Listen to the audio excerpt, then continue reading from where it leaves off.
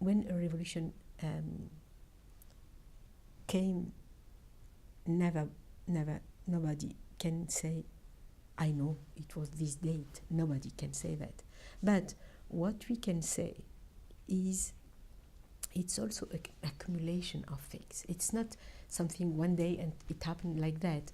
It was also a kind of rejection of these very bad people, of the mafia, of these criminals governing the country. We were humiliated by these people ruling the country because we feel they do not deserve to do this job for Tunisia. Tunisian people are much more civilized than them. You know, Tunisian people do not trust Tunisian media.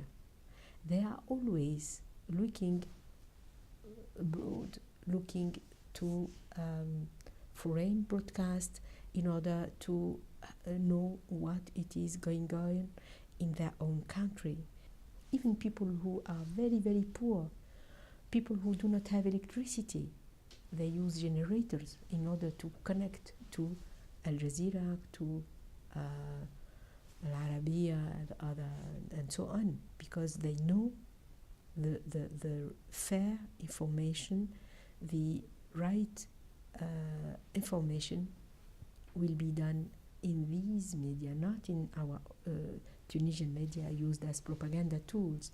When this happened, it was done because of this accumulation of rejection of this kind of governance.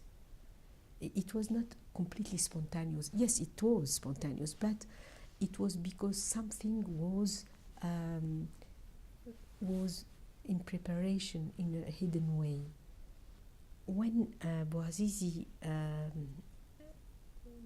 burned himself in Bouzid, some people do not know that it was not the first time that young people are doing this kind of act. In 6 months, it was the 9th case, but it's not the 8th one or the 7th one or the 5th one who provoked this rebellion. What happened when Bouazizi burned himself because he was despaired? A lot of women, all the women, not young women, came in front of the governorate, this administration of local governor, and did a protest. The full majority of people protesting were women, but police beaten them, and they protested against what police did to their women, and then police started shooting them, and the protest was growing up. At least the city was under siege, and when the city was under siege, there is no possibility to have bread, to have water, to have basic food, and the city, the neighborhood, came to break the siege. They were also shot by police, and then there is death. There is people, and then again they are putting funerals. They are doing funerals, and police is shooting again. These collection of mistakes by the police put it in a way that it can never stop.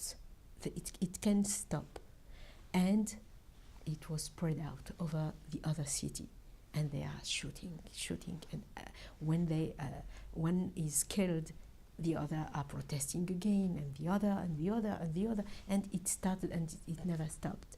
And this was just to say one thing, it's not Facebook who created the event, but Facebook is a part of the event, because when they surrounded the first city, Bouzid, and they did the siege, all these things were filmed by mobile phone, by young people. And here, young people played a key role. And they sent it by their mobile phone, because once the electricity was cut, in order not to allow people to connect on internet, but they used their mobile phone, and they sent all these files, all these videos, and these videos were put on Facebook immediately. And also Al Jazeera played a big role, because they didn't have any correspondent. They didn't have a bureau in Tunisia, because it was forbidden. But what they did, they collected all these videos from Facebook and they published it on broadcast on their channel. Then people who are not on Facebook, who do not have any connection to internet, and common people, are looking at and watching these videos on Al Jazeera. And on this issue, Al Jazeera did a very, very good job, because they didn't select this video on the quality, because the quality was very bad, but because it was really important as a fact. And didn't this privilege from quality to interest purpose, they succeeded in being the second actor of this revolution.